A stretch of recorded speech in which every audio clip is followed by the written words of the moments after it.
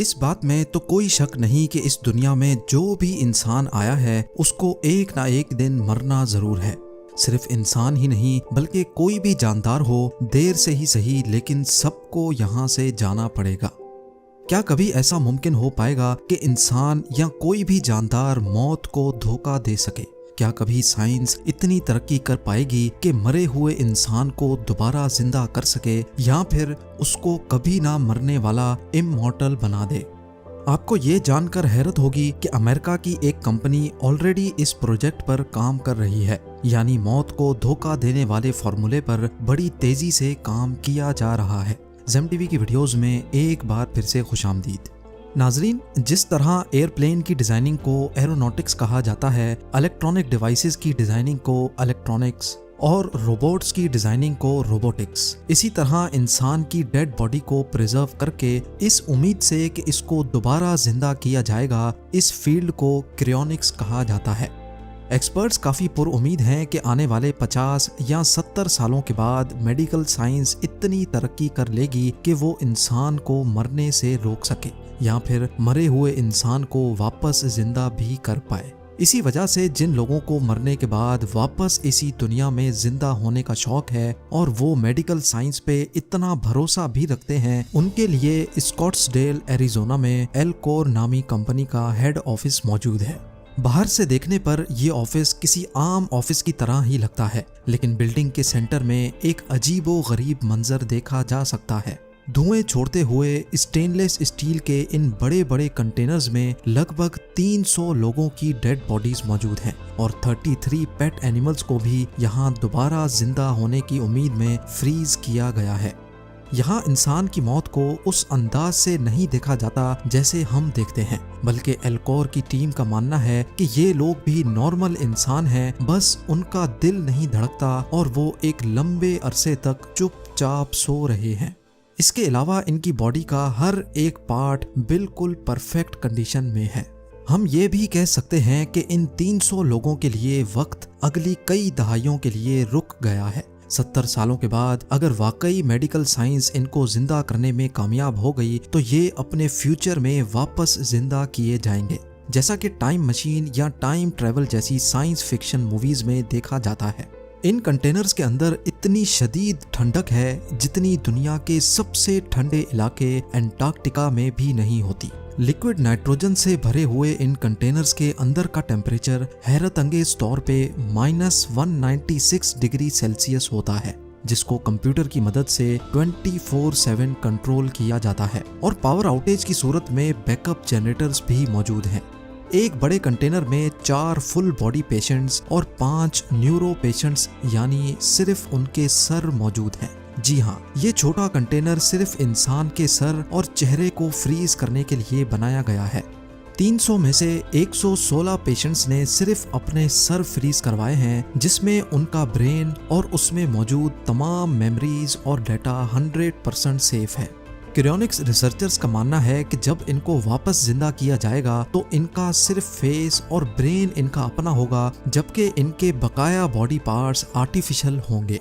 इनको अपने मरने से पहले की तमाम चीजें अच्छी तरह याद होंगी और वो अपने ब्रेन को वैसे ही इस्तेमाल कर पाएंगे जैसा एक नॉर्मल इंसान करता है। इनकी आर्टिफिशियल बॉडी इनके अपने ब्रेन से सिग्नल भी रिसीव करेगी और इनका आर्टिफिशियल हार्ट वैसे ही ब्लड को पंप करेगा जैसे असली दिल करता है। लेकिन सवाल ये है कि ये सब मुमकिन कैसे होगा? क्रायोनिक्स इतना सिंपल भी नहीं है जितना हमें नजर आ रहा है। सिर्फ लिक्विड नाइट्रोजन में बॉडी को डाल देने से काम नहीं चलेगा, बल्कि ये एक फुल प्रोसेस है और बहुत कॉस्टली भी।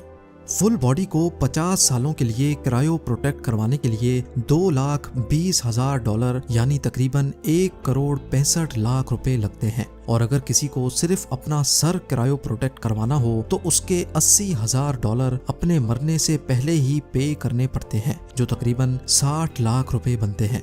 कंडीशंस एक्सेप्ट करने के बाद जब सारी डॉक्यूमेंटेशन कंप्लीट हो जाती है तो अब पेशेंट का नाम एल्कोर की वेटिंग लिस्ट में शामिल कर लिया जाता है। वेटिंग लिस्ट का मतलब होता है कि एल्कोर के डॉक्टर्स की टीम अब पेशेंट के मरने का इंतजार करने लगती है। जी हाँ, डॉक्टर्स की एक रिमोट टीम जो 24 घंटे ऑन कॉल रहती है। जैसे ही उनको खबर मिलती है कि पेशेंट मरने वाला है तो वो फौरन हॉस्पिटल पहुंचकर अपने खास इंतजामात करना शुरू कर देती है। पेशेंट के मरने के फौरन बाद उसको 1 घंटे के अंदर अंदर एल्कोर की फैसिलिटी में लाया जाता है और उसकी बॉडी पर क्रायो प्रोटेक्शन का प्रोसेस स्टार्ट कर दिया जाता है। एक्सपर्ट्स का मानना है कि मरने के बाद जितना जल्दी उस पर प्रोसेस स्टार्ट किया जाएगा उतना ही उसके दोबारा जिंदा होने के चांसेस बढ़ जाते हैं। लेकिन आखिर वो कौन सा प्रोसेस है जो दोबारा जिंदा करने के लिए बहुत इम्पोर्टेंट है?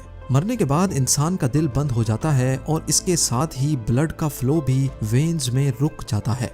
जब बॉडी के डिफरेंट पार्ट्स तक ब्लड की सप्लाई नहीं पहुंचती तो एक एक करके ये पार्ट्स भी फेल होना स्टार्ट हो जाते हैं। मरने के बाद से लेकर क्रायो प्रोटेक्शन का प्रोसेस स्टार्ट होने तक पेशेंट के अंदर ब्लड का फ्लो लाजमी रखना होता है ताकि ब्रेन और ऑर्गन्स तक ब्लड पहुंचता रहे। इसके लिए पेशेंट की चेस्ट पर एक मैकेनिकल पंप लगाया जाता है जो आर्टिफिशियली उसके ब्लड को बॉडी पार्ट्स तक पंप करता रहता है। लेकिन मामला यहाँ खत्म नहीं होता। इसके बाद ऑपरेटिंग रूम में स्टार्ट होता है असल एक्शन। यहाँ पेशेंट की बॉडी में से सारा खून एक पंप की मदद से निकाल लिया जाता है और उस खून की जगह एक खास केमिकल वापस बॉडी में डाल दिया जाता है। यहाँ ये समझना जरूरी है कि इंसान की बॉडी में 60% पानी होता है। अगर इसको ऐसे ही लिक्विड नाइट्रोजन में डाल दिया जाएगा तो बॉडी के सेल्स के अंदर का पानी क्रिस्टल बन जाएगा, जिसकी वजह से बॉडी सेल्स टूट जाएंगे और फिर वो किसी भी सूरत वापस रिपेयर नहीं हो सकते। एल्कोर के डॉक्टर्स का मानना है कि पेशेंट के ऑर्गन्स को सही सलामत रखने के लिए इसकी वेन्स में एंटी फ्रीज लिक्विड डाला जाता है और फिर बॉडी के टेम्परेचर को आहिस्ता आहिस्ता ड्रॉप किया जाता है। नॉर्मल पानी का फ्रीजिंग पॉइंट जहां 0 डिग्री सेल्सियस होता है, वहीं एंटी फ्रीज लिक्विड का -100 डिग्री सेल्सियस होता है। इसका फायदा यह है कि जब बॉडी का टेम्परेचर ड्रॉप हो रहा होता है तो ऑर्गन्स इस खास एंटी फ्रीज लिक्विड से पहले ही फ्रीज हो जाते हैं।